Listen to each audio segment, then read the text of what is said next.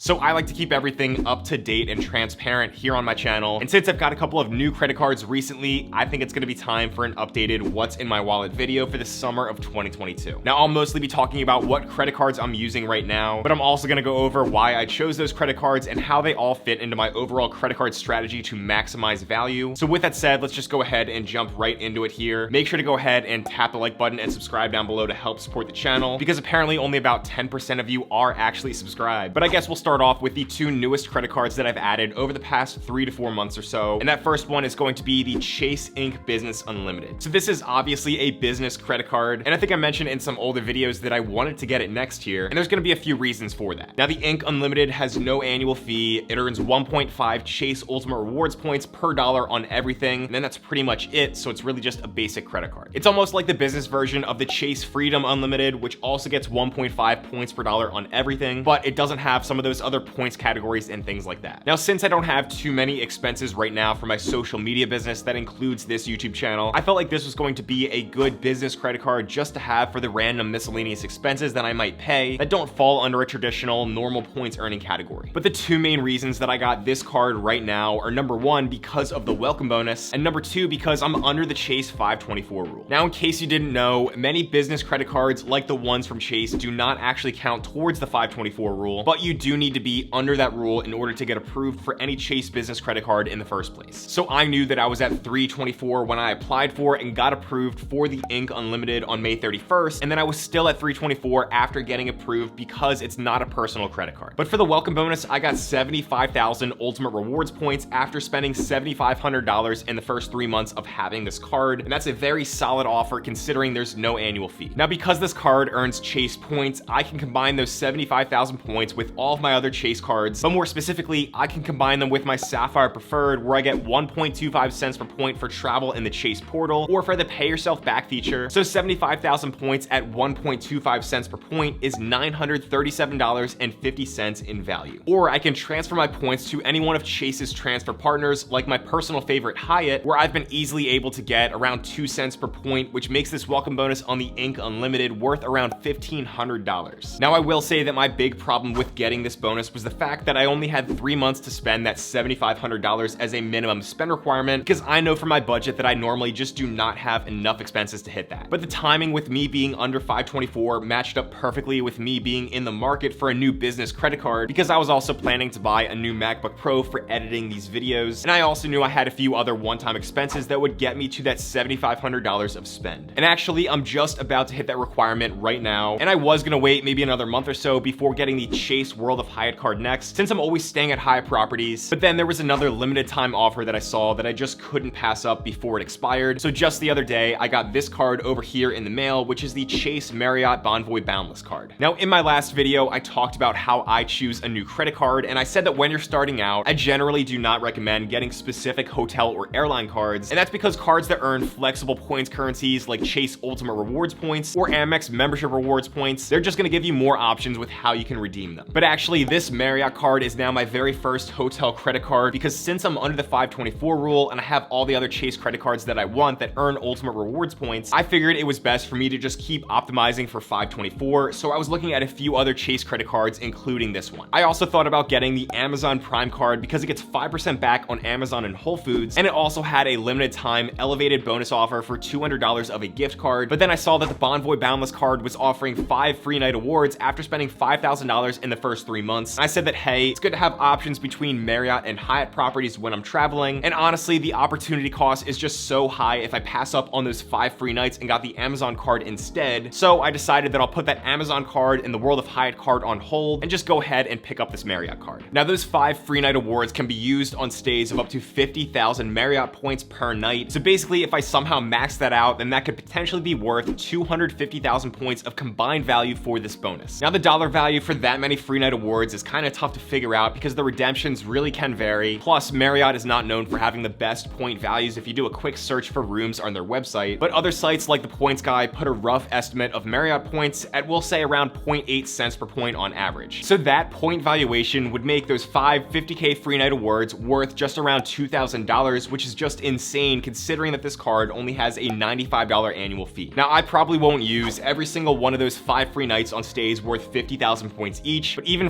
5 free nights at 40,000 points per night is still worth $1,600 at that 0.8 cent per point value, so overall I'm very happy to get this bonus. Also, outside of those initial 5 free nights, the Marriott Bonvoy Boundless is what people consider a good keeper card because every year for the account anniversary you get another free night award, but that anniversary night is only redeemable for any night up to 35,000 Marriott points. Now again, depending on how you redeem that annual free night, if you stay somewhere that's the full 35,000 points, then at that 0.8 cent per point average, that could be worth around $280. So paying $95 as an annual fee for this credit card, then getting around $280 as an estimated value is worth it to most people that know they'll use it, which is why this should be a keeper card for me. Plus, the card has no foreign transaction fees, it earns a ton of points on purchases at Marriott properties, 3x Marriott points per dollar at grocery stores, gas stations, and on dining, and then 2x Marriott points on all other purchases. You also get Silver Elite status within the Bonvoy program, but I do already have Gold Elite status from my Amex Platinum card, so that doesn't really matter to me. But in my wallet setup, this credit card is now going to basically be my most used credit card for the next 3 months or so as I work towards getting that welcome bonus. And what I like to do is use it for almost everything because usually the return on spend you get from working towards and then getting a sign-up bonus is going to be much greater than any normal earning category on my other cards. So 5 free nights valued at 50,000 points each that are worth around 0.8 cents per point on average. Since that would potentially be worth $2,000 of value, that amount divided by $5,000 of the spending it took to get the bonus is roughly a 40% return on spend. That's why I'll mostly use it for everything because getting potentially 40% back on that first 5K of spend is much better than getting 4% back or 5% back on my other cards. Now, even though this Marriott Bonvoy Boundless card will get most of my attention in the short term, I know from my budget that I'll easily hit that minimum spend requirement over the next 3 months, and that means that I can still sometimes use some of my other favorite credit cards for certain expenses, so the next card in my wallet is going to be my Amex Gold card. Now, for anyone that's watched my channel before, you know that I really like this card a lot because of its focus on food-related categories, and the main ways that I normally use it are for 4x points on groceries and 4x points at restaurants. Now, I spend a lot at grocery stores, but I only go out to eat maybe twice a month, so I'm keeping my Amex Gold card in my wallet to be used at restaurants, and then I'll probably use my Marriott card for most of my grocery spending like I talked about. Under normal circumstances, when I'm not working on a welcome bonus, I'd say that the Amex Gold is actually my most used card, but unfortunately, I'm still getting a few new credit cards every year, so I do work towards a lot of welcome bonuses, and that means I just don't use this card as much as someone who has a much simpler setup. But like I said, restaurant spending has been relatively minor for me, so I'll continue using my Amex Gold for that, where I earn 4x points per dollar, and then of course I'm going to use that monthly $10 Uber credit and $10 dining credit that come along with the Amex Gold card as well. Now, before I get to the final credit card, I figured I would also mention that I still carry the SoFi debit card as my one debit card in my wallet because I bank mainly with SoFi and I really like their checking and savings accounts. I don't carry much cash other than the other month when I used only cash and no credit cards to make a video about it, but when I do need to get some money, I just pull up the SoFi app and I can find over 55,000 fee-free all-point network ATMs. Now, I only carry one debit card and 4 credit cards along with my driver's license and my insurance card to keep my wallet light. But lastly here for the 4th credit card in my wallet right now for the summer of 2022, I've got the Chase Freedom Flex. So the Freedom Flex is serving its purpose as my dedicated gas credit card right now because for the 3rd quarter of 2022, gas stations are one of the rotating 5x point categories on this card. And of course, with gas prices so high, a lot of people are looking for ways to save, which is why I like to recommend the Freedom Flex and also the City Custom Cash 2, which I don't have just yet, but I do plan to apply for it later this year. Now, I'm very fortunate as someone who's self-employed that I get to work remotely, so my only real everyday commute in my car is to the gym and then back, which is only like a 10-minute drive from my apartment. So I'm only filling up my car with gas about once a month, or actually maybe twice a month right now in the summertime when I make a lot of weekend trips down to the Jersey Shore. But again, since gas is fortunately not a huge expense for me, I've just been putting all my gas expenses on this card, even though for a lot of other people, the Freedom Flex is also going to be good for getting 5x points per dollar on travel booked through Chase and 3x points per dollar on dining and drugstores. So as you can see from the combined welcome bonuses on my 2 new credit cards, I can potentially get around $3,500 of value, with around $1,500 of that coming from those 75K ultimate rewards points on my Chase Inc. Unlimited that I'll probably transfer over to Hyatt to get those 2 cents per point. And then I can get up to around $2,000 of value if I'm able to max out that 5 free night bonus on my Marriott Bonvoy Boundless. But even if I don't fully get that much value, there's no doubt that the bonuses on these 2 new credit cards are worth at the very minimum well over a couple $1,000s in travel, and my only new annual fee is $95 on that Marriott card, which is also offset with that extra free anniversary night. Now, like the saying in the Capital One commercial goes, I want to know what's in your wallet, because one of the reasons I love making these update videos closed to hear what credit cards all of you are using, so be sure to let me know down in the comments below. And if you want to check out any one of these credit cards that I have in my wallet right now, then I have some links in the description where you can learn more and actually help support the channel as well. Or if you want to hear what I think are the best credit cards out there in 2022, then you should go check out this video over here next. But as always, thank you so much for watching, and I'll see you in the next one.